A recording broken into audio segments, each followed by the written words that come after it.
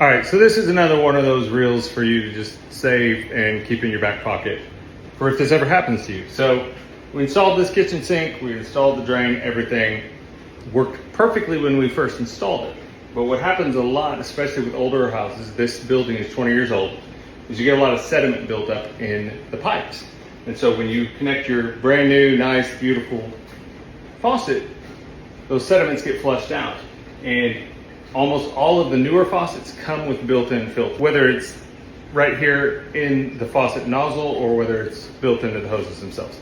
If it's built into the nozzle, it's really easy to do because usually you can just come right up and unscrew this. I'll show you real quick. So you can see there's all kinds of grit and particulate in there. So that's just gross. That's all just been flushed out of that line. So the best thing to do is take this off and then just run the water just so you can flush out any sediment that's in there. So that's clean, so we'll put it back on. And if that fixes your issue, then you're done. If that doesn't fix your issue, then you gotta take a couple more extra steps. What I usually do is I will turn off this water valve and I will disconnect the hose from right here at the valve. And then I will take an air compressor and hook up just an air tool, and I will blow air through the faucet itself backwards, and you'll see sediment come flying out into this bucket through the end of that hose. So I do both hoses, make sure it's all flushed out, clear, and then when you reconnect it and turn the valve on, usually problem solved.